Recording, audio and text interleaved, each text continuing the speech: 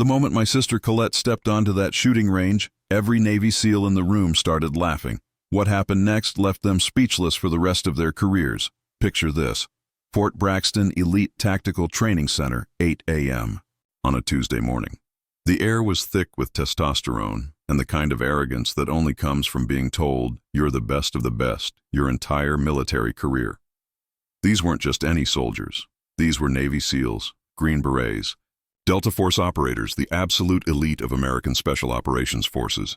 Men who had stormed compounds in the dead of night, who had taken impossible shots in impossible conditions, who had earned their place in the most exclusive military circles through blood, sweat, and sheer determination.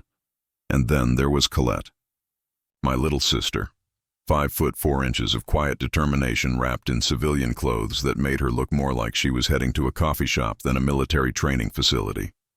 She had on her favorite pair of well-worn jeans, boots that had seen better days, and a simple flannel shirt that belonged to our dad. Her dark hair was pulled back in a ponytail, and she carried herself with the kind of understated confidence that most people mistake for shyness. I'm Trevor, and I brought her here. I work as a civilian contractor for the Department of Defense, which means I get invited to observe these elite training exercises. I thought maybe seeing the best of the best in action might help Colette figure out her next move. She'd been struggling since her medical discharge from the Marines 6 months earlier. Not physically struggling, she was tough as nails, but emotionally, mentally, she was lost. When you've spent your entire adult life being one of the most lethal people on the planet, coming back to civilian life feels like being stripped of your identity. But here's what those SEALs didn't know as they sized up my sister with barely concealed amusement. Here's what Commander Hayes, the facility's lead instructor, couldn't see as he looked at her like she was someone's girlfriend who got lost on her way to the parking lot. Here's what none of them realized as they shared knowing glances and tried not to laugh out loud at the civilian woman who had somehow wandered into their sacred space. Colette wasn't just my sister. She was Staff Sergeant Colette Morrison, United States Marine Corps Scout Sniper. 3 tours in Afghanistan. 47 confirmed kills. The woman who held the record for longest confirmed kill shot in her battalion at 1,247 yards. The Marine who had saved more lives than most of these SEALs had even seen combat. But they didn't know that yet. All they saw was a small woman in civilian clothes who looked like she might ask for directions to the nearest Starbucks. All they heard was her quiet voice when she said thank you as I held the door open for her. All they noticed was how she seemed to shrink into herself when their eyes fell on her. The way trauma sometimes makes even the strongest people want to become invisible. What they were about to discover was that sometimes the most dangerous person in the room is the one everyone underestimates. Sometimes quiet confidence is worth more than loud bravado.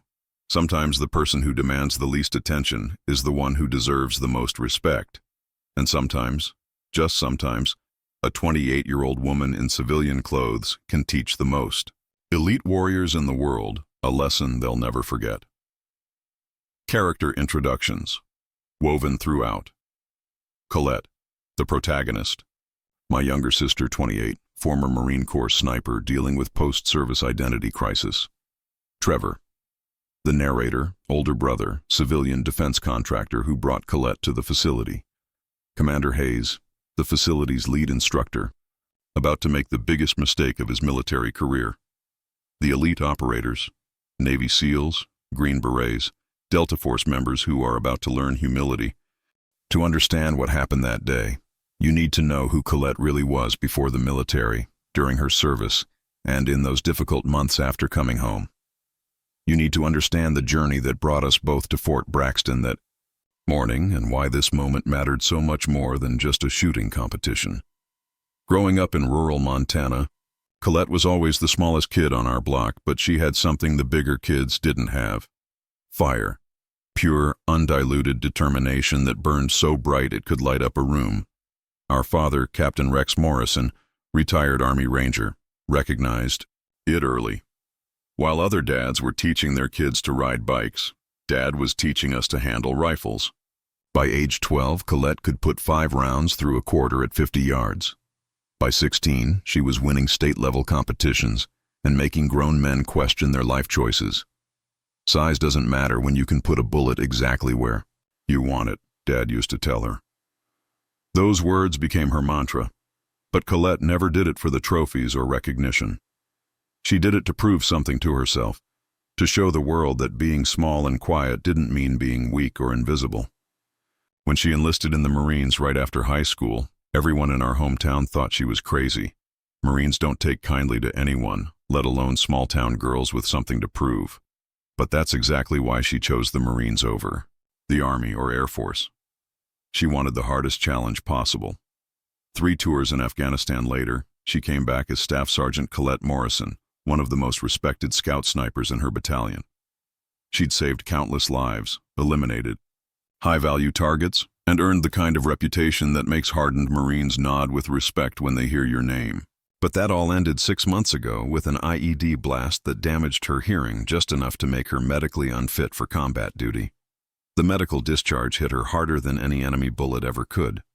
When you've spent your entire adult life being exceptional at the most important job in the world, coming back to civilian life feels like being erased from existence.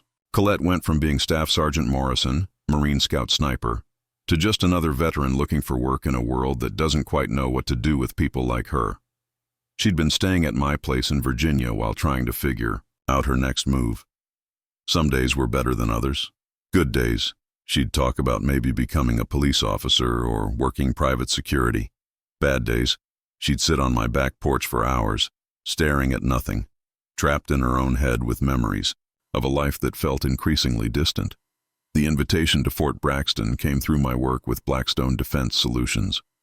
As a civilian contractor, I occasionally get invited to observe these elite military training exercises. It's good for business, keeps me connected to the people who make decisions about defense contracts. When I saw that this particular event was focused on precision shooting, I thought maybe Colette should come along. Maybe seeing the best of the best in action would remind her that she belonged in that world somewhere. "I don't know why you brought me here, Trevor," she said as we sat in my truck in the parking lot, watching groups of operators walk into the facility. Her voice was quiet, uncertain in a way that broke my heart.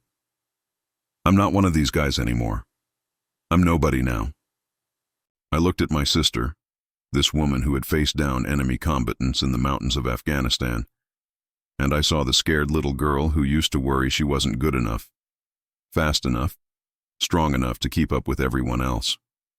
"You're still the girl who could outshoot everyone in 3 counties before you turned 18, I told her. "You're still the Marine who earned her place among the best snipers in the world. That doesn't just disappear because you're wearing civilian clothes." But I could see in her eyes that she didn't believe it anymore. The confidence that had carried her through 3 combat tours had been shattered along with her eardrums. She felt invisible, forgotten, like a ghost haunting her own life. Fort Braxton Elite Tactical Training Center was buzzing with energy that morning.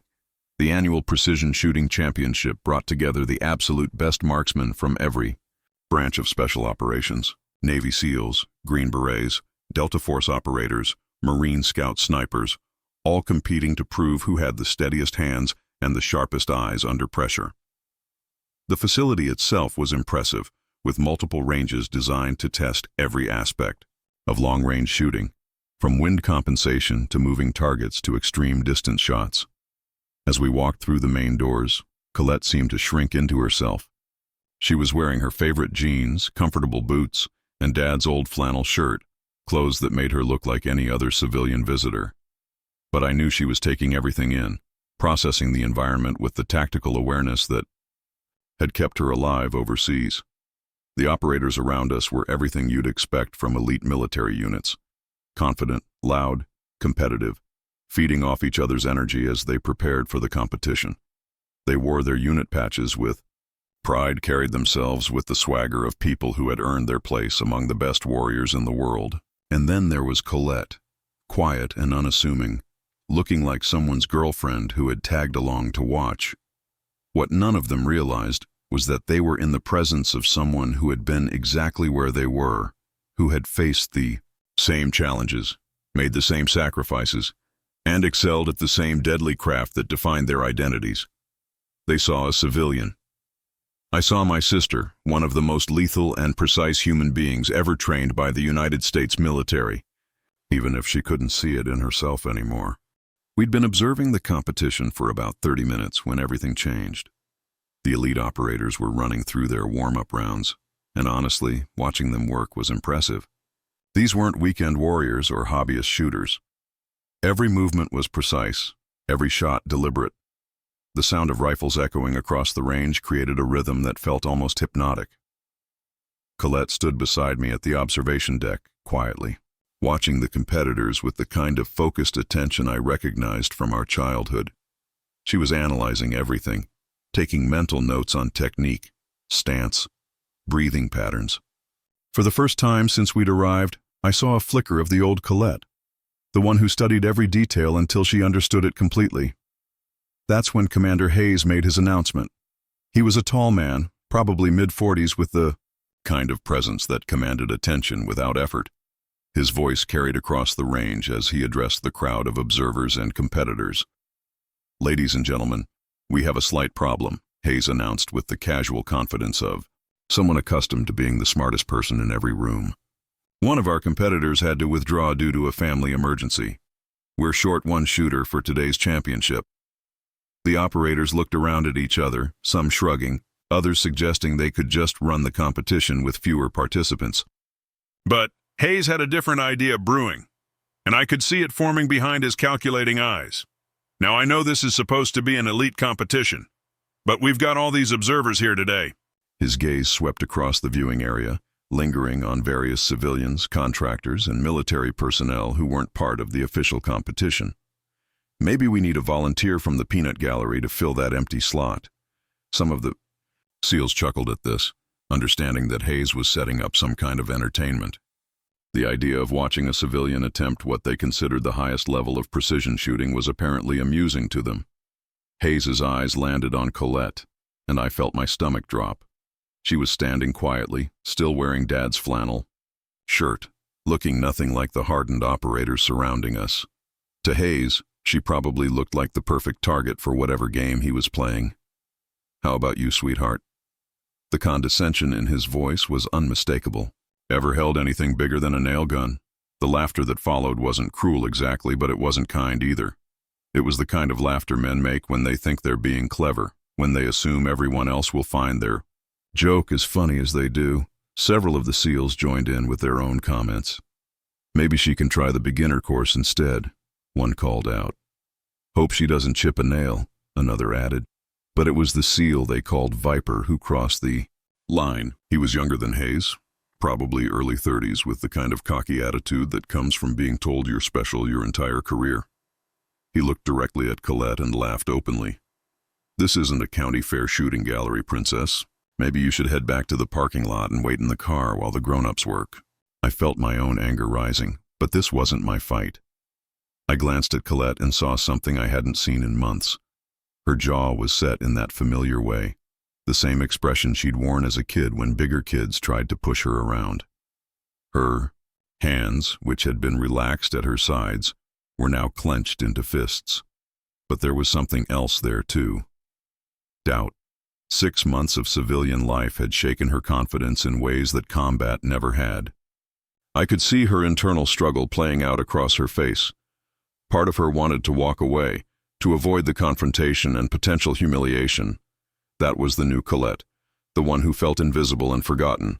The other part of her, the part that had survived 3 tours in Afghanistan, was getting angry. Really angry. "What do you think, little lady?" Hayes continued, clearly enjoying himself. "Want to give it a try? I promise we'll take it easy on you." More laughter from the crowd. More condescending smiles from men who thought they had her figured out. They saw a small woman in civilian clothes and assumed they knew everything they needed to know about her capabilities. Colette looked at me, and I could see the war happening behind her eyes. The old Colette would have already been walking toward the firing line. The new Colette wanted to disappear. I wanted to say something, to defend her, to tell these arrogant operators exactly who they were talking to. But I knew that wouldn't help. This had to be her choice. "I don't know, Trevor," she said quietly, so only I could hear. Maybe we should just go. That's when Raven appeared beside us.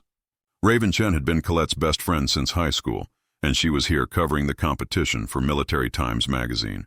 She had her press credentials and her camera, but more importantly, she knew exactly who Colette was and what she was capable of. "Show them who you really are," Raven whispered, leaning close to Colette. "Show them what a real Marine looks like." Colette straightened up slowly. The doubt was still there, but something else was rising to the surface. Pride. Professional pride that had been earned through blood, sweat, and 3 tours in hell. She looked directly at Commander Hayes, and when she spoke, her voice was steady and clear. "I'll take that spot, Commander.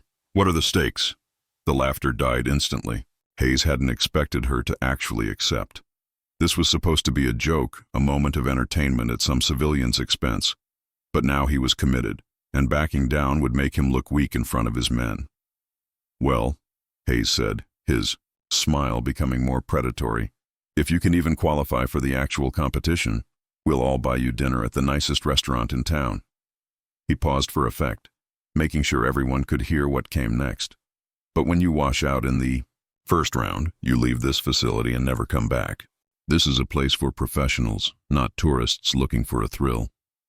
The entire range had gone quiet. Even the operators who had been preparing for their own rounds stopped to watch. Everyone sensed that something significant was about to happen, though none of them understood exactly what they were witnessing. Colette nodded once. "Deal." The moment Colette agreed to Hayes' challenge, everything shifted. The casual atmosphere of the competition transformed into something electric, charged with anticipation and unspoken questions. Who was this woman? What was she thinking? And, most importantly, was she about to embarrass herself in front of the most elite marksman in the military? I watched my sister walk toward the equipment station with measured steps, and something profound happened to her bearing. The uncertainty that had defined her movements for months began to evaporate. Her shoulders squared.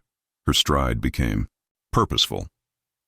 It was like watching someone slip back into a perfectly fitted uniform after months of wearing clothes that didn't quite fit. The equipment station housed some of the finest precision rifles in the world, military-grade weapons that cost more than most people's cars, each one calibrated to perform at the absolute highest levels of accuracy. Colette approached them with the reverence these instruments deserved, but also with the familiarity of someone who had spent years of her life depending on similar tools. She examined 3 different rifles before settling on a Remington M24 sniper weapon system. Her hands moved over the weapon with practiced efficiency, checking the action, testing the trigger pull, examining the scope mounts.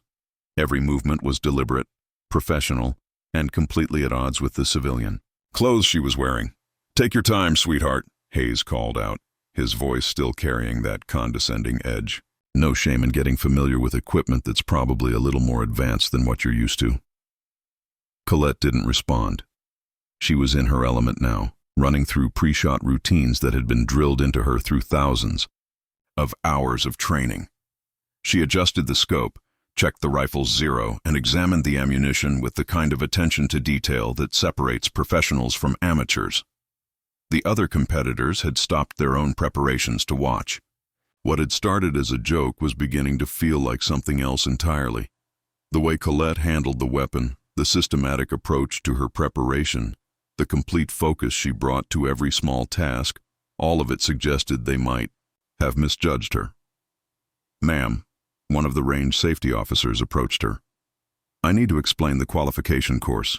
You'll be shooting at 300-yard targets, 5 shots to qualify for the main competition. You need to keep all 5 shots within the 8 ring to advance." Colette looked up from her rifle preparation and nodded. "What's the wind speed and direction?" The question caught the safety officer off guard. Most civilians wouldn't even know to ask about wind conditions, let alone understand how to compensate for them. Currently reading 3 to 5 miles per hour, variable from the northwest. Temperature? 72 degrees, humidity at 45%. She was gathering environmental data, calculating the variables that would affect her shots. This wasn't the behavior of someone hoping to get lucky. This was the methodical preparation of someone who understood the science of long-range shooting. Viper, the seal who had made the princess comment, was now watching her with growing unease. "Hey, Hayes, you sure about this? She's acting like—" "She actually knows what she's doing." Hayes waved off the concern, but I could see doubt creeping into his expression. "It's just qualification. 300 yards is nothing for these guys. If she can't handle the easy stuff, she definitely can't handle the real competition." But as Colette settled into her shooting position, even Hayes went quiet. Her form was textbook perfect. Military precision in every aspect of her stance, grip, and sight alignment.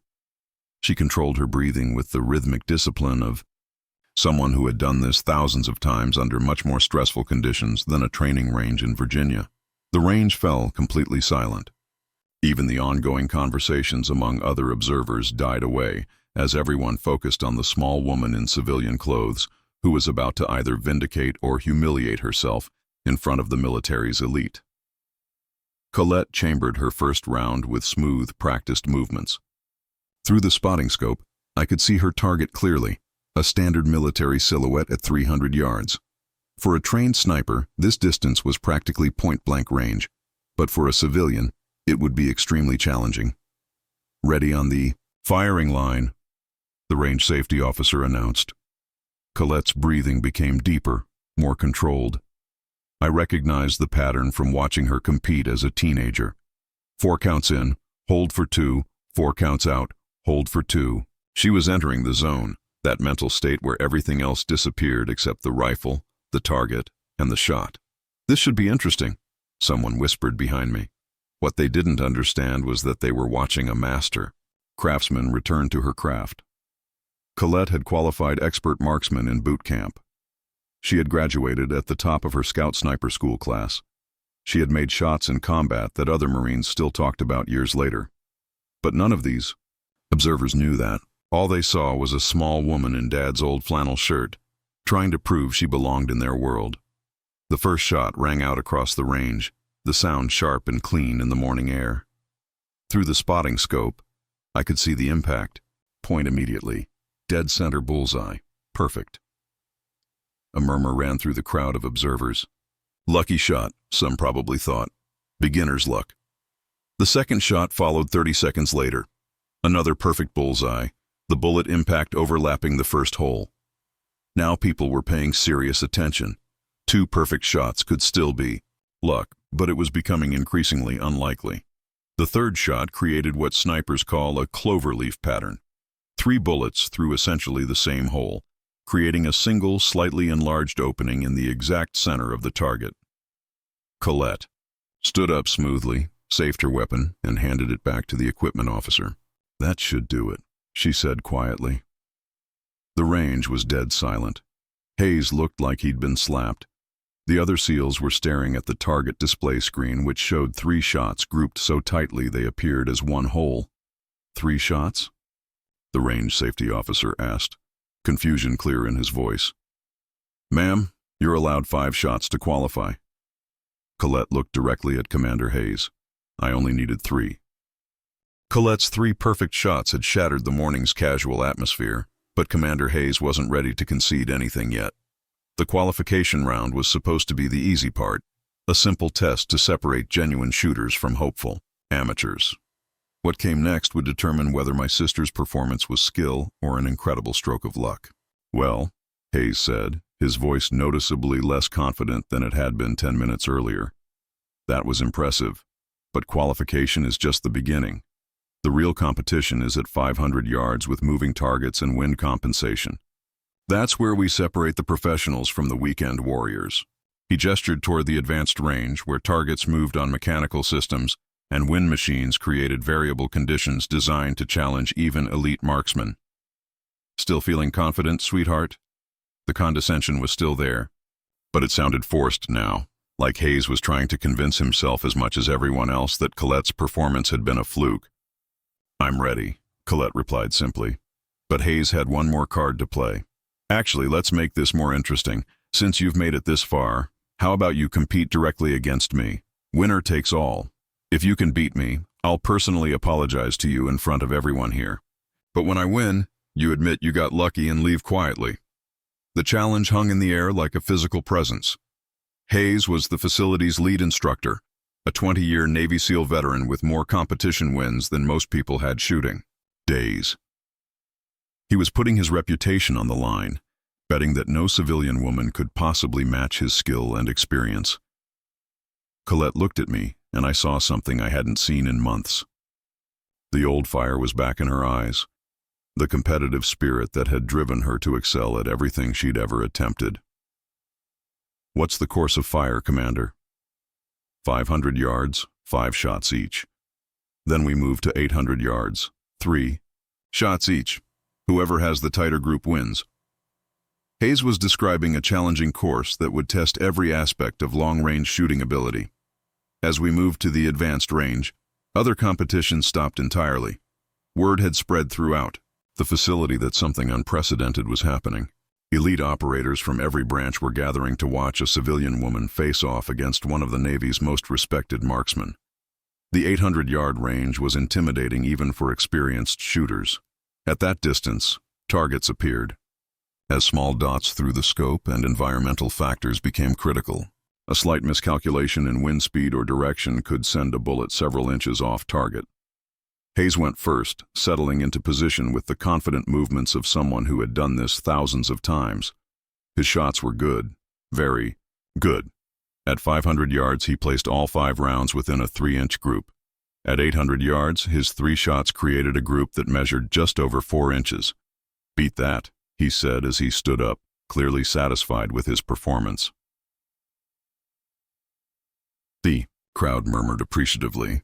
Hayes had shot like the professional he was, and his groups would have won most civilian competitions easily. Colette approached the firing line with the same methodical calm she'd shown during qualification. She settled into position, adjusted her scope, and began her breathing routine. But this time, something was different. There was an intensity to her focus that seemed to shut out the entire world. At 500 yards, her 5 shots created a group that measured less than 2 inches. Murmurs from the crowd grew louder as the spotters confirmed what everyone could see through the scopes. She wasn't just beating Hayes, she was dominating. "Jesus Christ," someone whispered. "Who is this woman?" But it was the 800-yard shots that changed everything. As Colette prepared for her first shot at extreme range, Hayes finally asked the question that had been building all morning. "All right, I have to know. What's your background? Where did you learn to shoot like this?" Colette looked up from her scope, meeting Hayes' eyes directly. When she spoke, her voice carried across the range, clear and steady. "Staff Sergeant Colette Morrison, United States Marine Corps Scout Sniper, 3rd Battalion, 2nd Marine Division. 3 tours, Afghanistan. Longest confirmed kill, 1,247 yards, Helmand Province." The silence that followed was absolute. Hayes' face went through a series of expressions, from confusion to recognition to something approaching horror as he realized what he had done. He had spent the morning mocking and condescending to a Marine Corps scout sniper, one of the most elite marksmen in the entire military. The other observers were having similar realizations. Whispered conversations broke out as people put the pieces together. This wasn't some civilian woman looking for a thrill. This was a combat veteran, a trained killer who had earned her place among the most respected snipers in military history. "Holy shit," Viper said, his earlier cockiness completely evaporated. "She's a Marine sniper." Colette returned to her scope without another word. Her first shot at 800 yards hit dead center. Her second shot overlapped it. Her third shot created a group so tight it looked like a single bullet hole through the spotting scope. When the final measurements came in, Colette's group at 800 yards measured less than 1 inch. It was a level of precision that most of the observers had never seen before, even among elite military shooters. Hayes walked over to where Colette was safing her weapon. His entire demeanor had changed. The arrogance was gone, replaced by the kind of respect one warrior gives another. "Staff Sergeant Morrison," he said formally, extending his hand. "I owe you an apology, and I owe you the kind of respect I should have shown from the beginning." Colette shook his hand. "Just Colette." "Is fine, Commander. I'm not active duty anymore." "Maybe not," Hayes replied, "but once a Marine, always a Marine, and once a sniper, always deadly." The other operators began lining up to shake hands and offer their respects. These were men who understood exactly what Colette had accomplished, both in her military service and in the demonstration they had just witnessed. The woman they had dismissed as a civilian tourist was actually one of their own, someone who had earned her place in their exclusive brotherhood through blood and sacrifice. As I watched my sister receive the recognition she deserved, I realized this wasn't just about winning a shooting competition. This was about Colette remembering who she was, reclaiming her identity, and proving to herself that her worth wasn't defined by her current employment status. She was still Staff Sergeant Colette Morrison, United States Marine Corps Scout Sniper, and she always would be. The silence that followed Delilah's perfect score felt like it lasted forever, but it probably only lasted about 10 seconds. Then Commander Tannery did something I'll never forget. He walked over to my sister, looked her straight in the eyes, and slowly removed the trident patch from his uniform. Without saying a word, he placed it in her hands. "Ma'am, with all due respect, where in the hell did you learn to shoot like that?" Delilah looked down at the patch, then back up at him with this small smile that reminded me so much of our dad. "From a man who taught me that the loudest person in the room is rarely the strongest." The other SEALs started clapping, and within seconds the entire range erupted in applause. But what struck me most wasn't the noise. It was watching my sister's face transform. For the first time since Dad died, she looked like herself again. Not the grief-stricken woman who'd been sleepwalking through life for 6 months, but the confident, capable person I'd grown up with. People started crowding around Delilah, asking questions, wanting to know her story. A Marine colonel who'd been watching from the sidelines approached with his checkbook out. "Miss, that was the most impressive shooting I've seen in 30 years of service. I'm doubling my donation to the charity." Other spectators followed suit, and by the end of the evening, we'd raised an extra $5,000. But the money wasn't what mattered. What mattered was watching Commander Tannery shake my sister's hand and say, "I owe you an apology.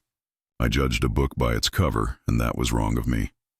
Then he turned to his team and added, "Gentlemen, this lady just taught us all a lesson in humility." As we drove home that night, Delilah was quiet for a long time. Finally, she spoke. "I need to tell you something. Those weekend visits home from college, when Dad and I would go on our long walks in the woods, we weren't just walking." I pulled over to the side of the road. "What do you mean?" "He built a shooting range on the back 40 acres. Every Saturday for 3 years, he taught me everything he knew. Not just shooting, but discipline, focus, respect for the weapon, breathing techniques, mental preparation. He said I had natural talent, but more than that, I had the right temperament for it." My mind was reeling. "Why didn't you ever tell me?" "Because Dad asked me not to. He said it was our special thing, and that someday I'd understand why he wanted me to have those skills. After he died, I thought I'd never touch a gun again. It hurt too much to remember. So what changed your mind tonight?" She was quiet for another moment, fingering the seal patch in her hands. When that commander made his little joke about the book club, I heard Dad's voice in my head. He used to say that people would underestimate me my whole life because I was quiet, because I preferred books to parties, because I didn't fit their idea of what strong looked like. He said that wasn't a weakness. It was an advantage. I realized then that I'd been guilty of the same thing. I'd seen my sister as fragile, someone who needed protecting, someone who couldn't handle the harsh realities of life. But Dad had seen something different. He'd seen a steady hand, a calm mind, and an inner strength that didn't need to announce itself to the world. 3 months later, Delilah called me with news. She'd been offered a job training new recruits in marksmanship at the Naval Training Center. Apparently, word had spread about the librarian who'd outshot an entire SEAL team, and the military wanted her skills. "Are you going to take it?" I asked. "I already did, but I'm keeping my library job too. Dad always said education and defense go hand in hand." The last time I visited her in Virginia Beach, I watched her work with a group of young sailors on the range. She was patient, encouraging, and incredibly skilled. But what impressed me most was how she handled the wise guys, the ones who thought they knew better than the quiet woman instructor. She never raised her voice, never got defensive. She just let her results speak for themselves. One cocky kid made a crack about learning from a librarian. Delilah smiled that same small smile I remembered from the charity event. Son, I'm a librarian, and I'm about to teach you the most important lesson you'll learn in the military. Never judge someone's capabilities by their appearance. That day on the shooting range changed both of us. Delilah discovered that honoring our father's memory didn't mean becoming someone else.